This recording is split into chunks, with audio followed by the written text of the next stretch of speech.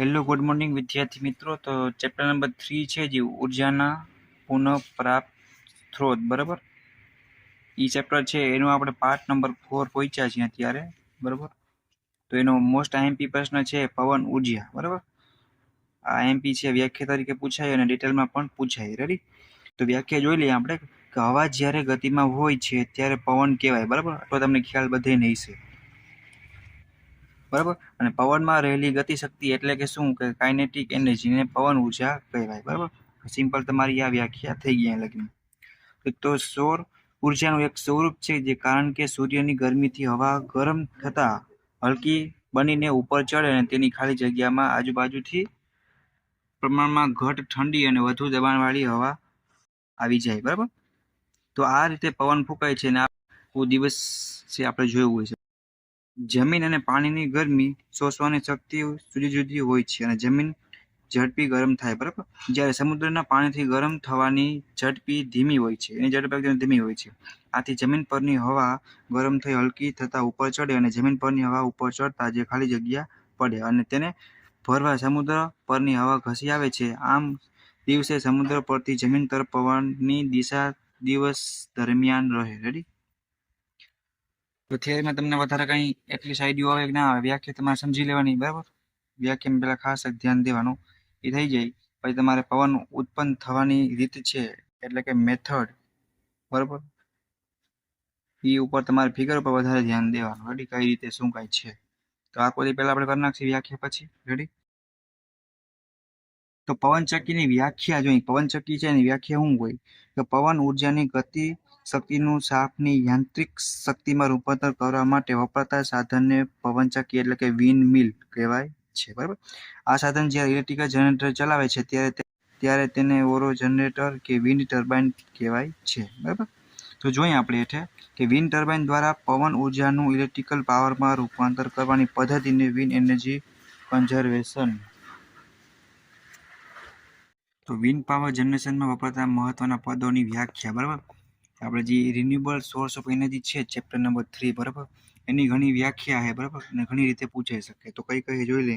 પવન જો efficiency of wind મિલ, બરાબર, અને સ્વેપ એરિયા, બરાબર, અને cut in wind speed, cut out in wind speed, rated wind speed, બરાબર, અને પછી મહત્તમ ડિઝાઇન વિન્ડ સ્પીડ એટલે કે મેક્સિમમ ડિઝાઇન વિન્ડ સ્પીડ, અને વિન્ડ વેલોસિટી અને વિન્ડ ફાર્મ, બરાબર। આની વ્યાખ્યા જીટીયુ એક્ઝામમાં આ ચેપ્ટરમાંથી પૂછાતી હોય, બરાબર। તો તમારે તમારી રીતે એકવાર તૈયારી કરી નાખવાની રહેશે, બરાબર। વ્યાખ્યા છે એટલે પ્રોપર પાકી કરવી પડશે, બરાબર। આમાં આપણે બીજું કંઈ કરી નહીં શકીએ। હવે આપણે જોવા જઈએ કે વિન્ડ છે એટલે પવન ઉર્જાના ફાયદા અને ગેરફાયદા, બરાબર। તો પહેલા આપણે ફાયદાથી શરૂઆત કરી। પવનચક્કી ચલાવવા બળની જરૂર પડતી નથી, બરાબર। પવનની મોશન ના હોય એટલે ઓટોમેટિકલી પોતાનું કામ કરે, બરાબર। પહેલો ફાયદો આ થયો। પવન ઉર્જા દિવસે અને રાત્રે પણ મળે છે, બરાબર। પછી વિન્ડ એનર્જીનું સરળતાથી વિદ્યુત શક્તિમાં રૂપાંતર થાય છે। રેડી? અને વિન્ડ એનર્જીનો ઉપયોગ કરતા ઉપકરણોની ડિઝાઇન સરળ છે, બરાબર। આ ઉપકરણો જાળવણી ખર્ચ છે જે કોસ્ટ, બરાબર, એ પણ ઓછો છે। આ ઉપકરણો જોખમી નથી। રેડી? વિન્ડ પાવર જનરેશન દરમિયાન વાતાવરણ પ્રદૂષિત પણ થતું અને એન્વાયરમેન્ટ પણ જળવાઈ રહે। રેડી? વિશાળ પાયા પર વિન્ડ ફાર્મ સ્થાપીને સ્ટેટ ગ્રીડ વિદ્યુત શક્તિ છે એ સપ્લાય પણ કરી શકીએ છીએ, બરાબર। લાંબા ટ્રાન્સમિશન લાઇનોની પણ જરૂર નથી પડતી, એમાં આપણને ફાયદો મળે। નાના વિન્ડ ફાર્મ અને નાના એરો જનરેટર જુદી જુદી જગ્યાએ સ્થાનિક ઉપયોગમાં લેવા માટે ઉપયોગી સાબિત થાય છે। આ એના ફાયદા હતા, બરાબર।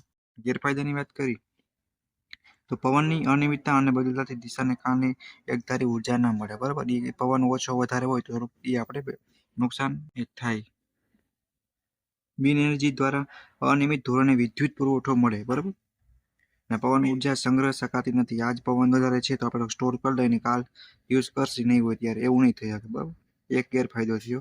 વિન્ડ ટર્બાઇનની ઓવરઓલ કાર્યક્ષમતા 30 થી 35% જેવી છે, જેની કાર્યક્ષમતા વધારવા રોટર ડાયામીટર વધારવો પડે, બરાબર। અને દરેક સ્થળે પવન ઉર્જા મળતી નથી। કેટલાક દરિયાકાંઠાના વિસ્તાર જે પવન ઉર્જાનો ઉપયોગ પસંદી છે। રેડી? અને ઓચિંતા વાવાઝોડું ફૂંકાય ત્યારે વિન્ડ ટર્બાઇનને નુકસાન પણ પહોંચી શકે છે, તો એના ગેરફાયદા હતા। રેડી? પછી વેનની વાત કરી તો પવનની દિશા માપવા માટે વિન્ડ વેન નામનું સાધન વપરાય. જો આ એક્ઝામમાં કે કોઈ પણ જગ્યાએ પણ પૂછી શકે, બરાબર. કે તમે કહેવાય ને કે વિન્ડ વેન માપવામાં એટલે કે પવનની દિશા માપવા માટે કયું ઇન્સ્ટ્રુમેન્ટ વાપરો, કયું સાધન વાપરો, બરાબર. તો આપણે એટલીસ્ટ ખબર હોવી જોઈએ. અને એની આકૃતિની ફિગર પણ અહીંયા આપેલી છે. તો જ્યારે આ ક્વેશ્ચન પૂછાય ત્યારે તમારે ટેન્શન લીધા વગર આ ફિગર ડ્રો કરી નાખવાની અને મસ્ત આ વાક્ય લખવાનું, બરાબર. પછી તમારે એના ઉપર તમારે લખવાનું, ફિગર ઉપર સમજીને લખવાનું તો વધારે રાખવાનું. આ સાધન વર્ટિકલ ધરી પર બેસાડેલું હોય છે અને છૂટથી ચારે તરફ ફરી શકે, બરાબર. હવામાન વિભાગ છે તો એમાં પણ આ કોન્સેપ્ટ યુઝ થાય. એન્જિનિયરિંગ એક એવી વસ્તુ છે કે લાઈફમાં ટોટલ ફેસિલિટીથી માંડીને ટોટલ વસ્તુ છે અહીંયા ક્યાંક ને ક્યાંક યુઝ થાય છે પોતાની બ્રાન્ચ મુજબ, બરાબર. એટલે આપણે એપ્લિકેશનને ધ્યાનમાં રાખીને યાદ રાખશું તો ક્યાંક ને ક્યાંક આપણે આરામથી યાદ રહી જશે. રેડી. તો તેનો એક છેડો પોઇન્ટર અને બીજો છેડે છે એ સપાટ પ્લેટ હોય, બરાબર. અને પવનની દિશા દર્શાવવા રેફરન્સ પોઈન્ટનું કાર્ય કરતા 4 દિશા દર્શાવતા ફિક્સ રોડને તેની નીચે મુજબ બેસાડેલું હોય, બરાબર. તો આ મુજબ આમાં તમારી રીતે પોઈન્ટ ગોતી લેવાના જ્યાં એમપી હોય, બરાબર. તો નેક્સ્ટ છે વિન્ડ મિલ્સ, બરાબર. એટલે કે પવન ચક્કીઓ ઘણી બધી. પવનની કાઇનેટિક એનર્જીનું શાફ્ટની મિકેનિકલ એનર્જીમાં રૂપાંતર કરતા આ સાધનને પવન ચક્કી કહેવાય. રેડી. અને આ યાંત્રિક શક્તિ અનાજ દળવાની ઘંટી, નાના મશીનો અને પાણી ખેંચવાના પંપ ચલાવવા માટે પણ વપરાઈ શકાય, બરાબર. વિન્ડ ટર્બાઇન ટેકનોલોજીમાં જ્યારે વિકાસની વિન્ડ ટર્બાઇન વડે જનરેટર ચલાવીને વિદ્યુત શક્તિ ઉત્પન્ન કરવામાં આવે છે અને વિદ્યુત શક્તિ ઉત્પાદનમાં જ્યારે પવનચક્કી વપરાય ત્યારે તેને વિન્ડ ટર્બાઇન જનરેટર અથવા એરો જનરેટર તરીકે ઓળખવામાં આવે છે, બરાબર. અને એને આપણે શું કહી શકીએ, વિદ્યુત શક્તિ ઉત્પન્ન કરતી આવી સંપૂર્ણ સિસ્ટમ છે, બરાબર. અને વિન્ડ એનર્જી કન્ઝર્વેશન સિસ્ટમ કહેવામાં આવે છે, બરાબર. અને પવનચક્કી છે એના ઉપયોગ પણ ઘણીવાર પૂછાતા હોય, બરાબર, એક્ઝામમાં. તો નાની સિંચાઈ અને પીવાના પાણીનું પમ્પિંગ કરવા માટે, ઇલેક્ટ્રિકલ પાવર જનરેશન કરવા માટે, અનાજ દળવાની ઘંટી માટે, ઇલેક્ટ્રોમિટર્લોજિક પ્રક્રિયાઓ માટે, અને સ્ટેન્ડ બાય એનર્જી સોર્સ તરીકે, અને ખેતીવાડી વિવિધ યાંત્રિક સાધનો ચલાવવા માટે પણ યુઝ થાય. અને હીરા ઉદ્યોગની ઘંટીઓ ચલાવવા માટે, ઘરગથ્થુ વીજળીના સાધન ચલાવવા માટે અને લાઇટિંગ માટે. તો આ હતા આપણા એપ્લિકેશન હતું, બરાબર. કેનું તો કે વિન્ડ મિલ, બરાબર. તો તમારે આ નાનો એવો ક્વેશ્ચન છે એકવાર વાંચી લેશો આરામથી યાદ રહી જશે. ઓકે.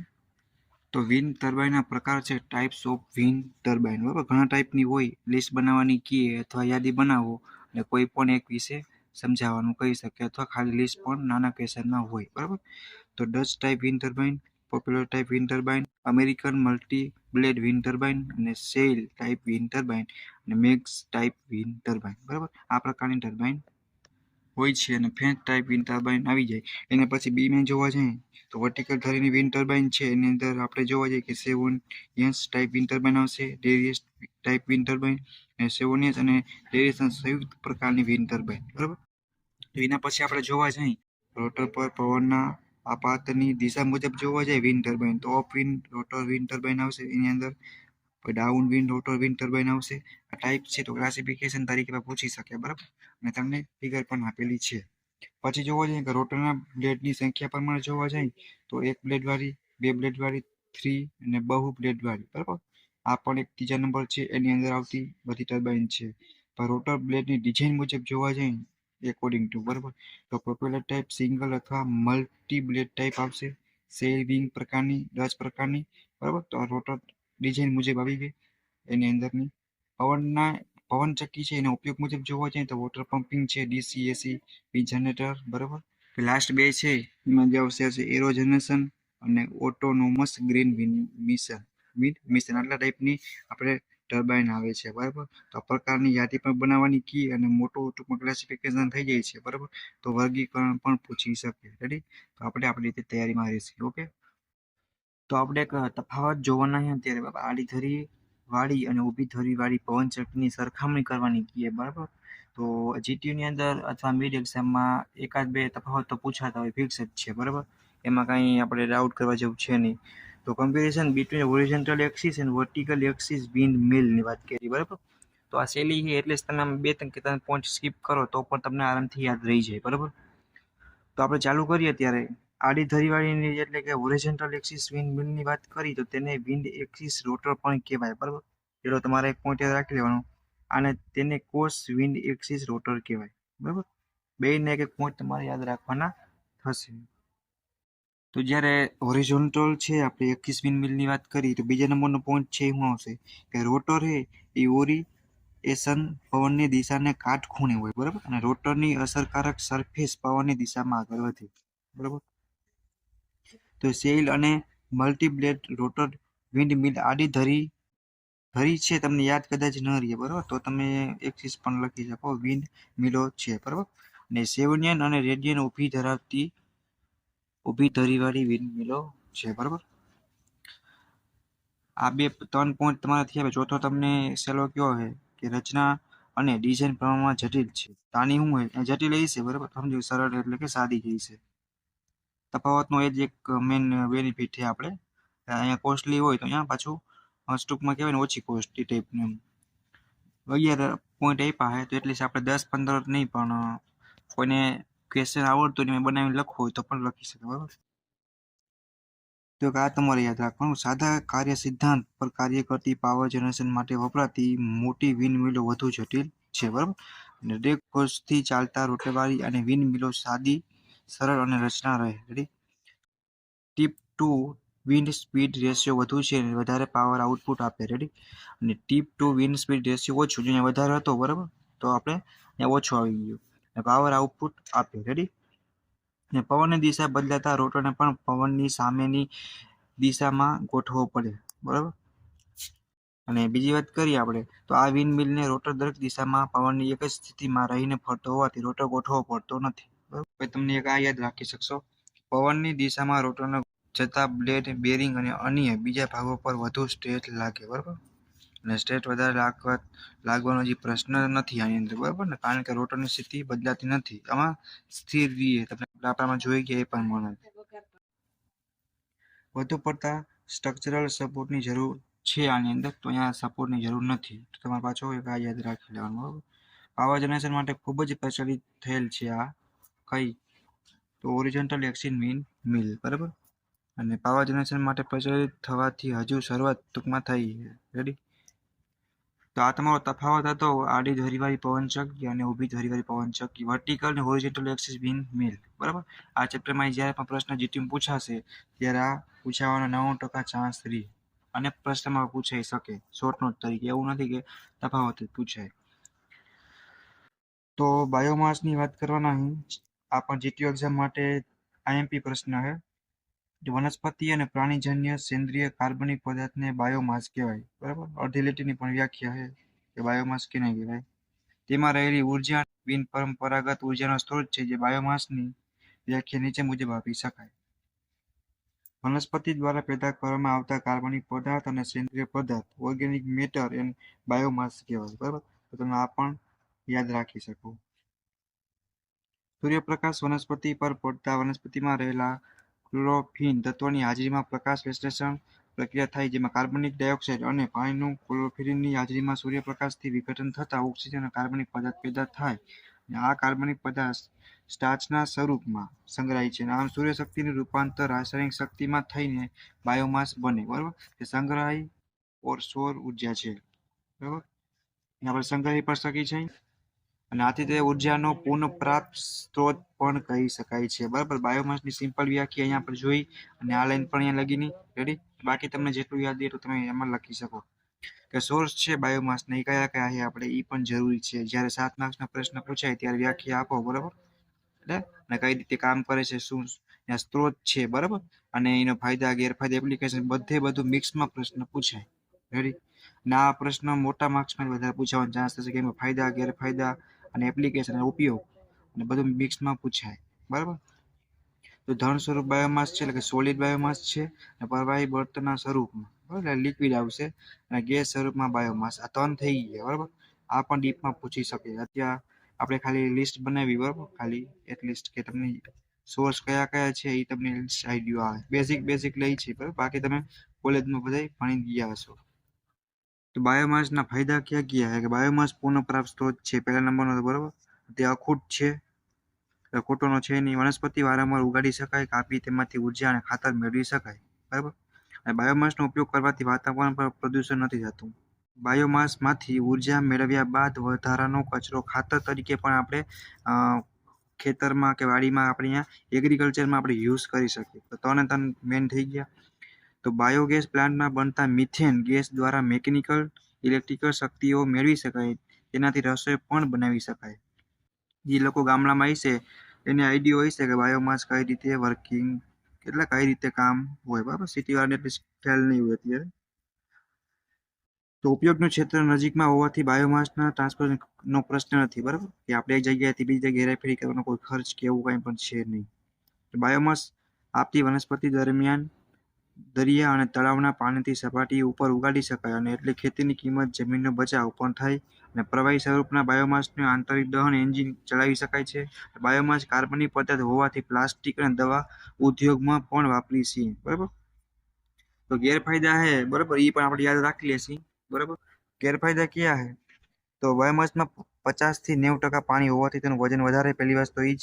આથી તેનું લાંબા અંતર ટ્રાન્સપોર્ટેશન કરવું કરકસર ભર્યું નથી. રેડી, આમાં આપણે છેલ્લે યાદ રાખવાની ટ્રાય કરશે. બરાબર, ઇથેનોલ જેવું બળતણ બનાવવા સ્ટોચ કોમ બાયોમાસ વાપરતા જેટલી ઉર્જા પ્રાપ્ત થાય તેના કરતા રૂપાંતરમાં વધુ ઉર્જા વપરાય. બરાબર, તો આ બેના ગેરફાયદા થયા. આપણે એવું લાગે બરાબર કે ક્વેશ્ચન 7 માર્ક્સમાં પૂછાય હોય બરાબર, તો આની ફિગર ને જો બને તો આપણે ડ્રો કરવાનું વધારે રાખવાનું. શોર્ટમાં આપણે યાદ રાખવાનું. એવું નથી કે 8 8 9 9 આપણે ચોકડીમાં તો ભરી આપ્યું. એટલીસ્ટ આપણે માર્ક્સ પ્રમાણે પૂછે એ પ્રમાણે લખવાનું હોય. બરાબર, શોર્ટમાં. તો જો આપણે બીજો તો આવા પ્લાન્ટો માટે વધુ જગ્યા જોઈએ. પહેલું તો વસ્તુ નુકસાન, આ તો તમને યાદ રહી જાય. શહેરી વિસ્તારમાં બાયોગેસ પ્લાન્ટથી ઉર્જા મેળવવી શક્યતા નથી. શહેરી વિસ્તારમાં તો કોઈ મતલબ જ નથી. બરાબર, ત્યાં આશા રાખી જ ના શકીએ બાયો એનર્જી છે એની. બાયોમાસ પ્રાપ્તિ સ્થાન પ્લાન્ટથી દૂર હોવો તો ઉત્પાદન ખર્ચ છે એ વધી જાય આપણો. બરાબર, પેલી વસ્તુ રેડી. તો બાયોગેસ છે પ્લાન્ટની સતત માવજત કરવી પડે. પહેલી વાત તો એ બાયોમાસ અને પાણીનું પ્રમાણ જરૂરિયાત જેટલું જાળવવું પડે. તમે આ યાદ રાખી શકો. 2 સ્કીપ કરો તો હાલે. બરાબર, આપણે તમે તમારી રીતે પણ લખી શકો એટલે એના માર્ક્સ કવર થવા જોઈએ. બરાબર, પૂછાતું એ જેમ લખવાનું આપણે એમ. તો કેરેક્ટરિસ્ટિકની વાત કરીએ તો બાયોમાસ અખૂટ અને પુનઃપ્રાપ્ત છે. બરાબર, એની કંઈક લિમિટ કંઈક શરત તો હશે લિમિટેશન. તેનો ઉપયોગથી વાતાવરણ પ્રદૂષણ થતું નથી. બરાબર, બાયોમાસમાંથી ઊંચી કેલોરીફિક વેલ્યુનો ફ્યુઅલ બને, સર્વત્ર મળે છે, કિંમતમાં સસ્તો પણ છે. બરાબર, અને તેનું સીધું દહન થઈ શકે તેમજ તેમાંથી પ્રવાહી અને ગેસ બળતણ બનાવી પણ શકીએ છીએ. અને બાયોમાસ છે એ કાર્બનિક પદાર્થ છે. બરાબર, તેનો ઉપયોગ ક્યાં ગયા હે? આવડો ક્વેશ્ચન જ્યારે મોટો જીટીયુ એક્ઝામમાં પૂછાશે ત્યારે તમારે સમજી જવાનું બાયોમાસ શું છે એની વ્યાખ્યા આપવાની. બરાબર, પહેલા વ્યાખ્યા આપ્યા પછી તમારે શું કરવાનું, એનું આખું વર્કિંગ કામ કઈ રીતે કરે એ તમારે લખવાનું. પછી એના ફાયદા લખવાના, ગેરફાયદા લખવાના અને કેરેક્ટરિસ્ટિક લખવાની અને છેલ્લે ઉપયોગ આવશે. બસ, એટલે તમને આટલું જ પૂછાશે. અને સહેલો છે એટલીસ્ટ પૂછાઈ જાય તો ઇઝીલી તમે લખી શકો. ઉપયોગ જોઈએ સેન્દ્રિય પદ્ધતિ કચરો સીધે જ બળતણ તરીકે વાપરી શકીએ. સ્ટીમ એન્જિન કે ટર્બાઇન ચલાવવા વરાળ ઉત્પન્ન કરવા માટે યુઝ થાય. મિથેન ગેસનું ઉત્પાદન કરે. લાઇટિંગ ગેસ એન્જિન, ખેતી યંત્રો, પાણી પંપ ચલાવવા માટે પણ ઉપયોગ થાય. વિદ્યુત શક્તિ ઉત્પન્ન કરવા માટે પણ થાય છે. બરાબર, એટલે તમને યાદ રહી જાય. તો ગેસ ફાયરમાં અર્ધદહન કરી એન્જિન યંત્ર ચલાવવા, ગેસ ઉત્પન્ન કરવા માટે પણ થાય છે. રાસાયણિક ક્રિયા કરી ઘન બળતણ બનાવવા માટે પણ થાય. રેડી, અને ઇથેનોલ છે એ ફ્યુઅલ બનાવવા માટે પણ યુઝ કરી શકીએ છીએ. બરાબર, તમે એટલીસ્ટ તમે 3 4 યાદ રાખી શકો. બરાબર, તો બાયોમાસ એનર્જી પ્લાન્ટ કયા કયા આવે એટલીસ્ટ તમને આઈડિયા હોય તો એ આમાં તમે લખી શકો છો પૂછવાનું હોય તો. જોઈ લઈએ આપણે ઝડપથી ઉગતી વનસ્પતિ છે એના આધારે તેલી વનસ્પતિ. બરાબર,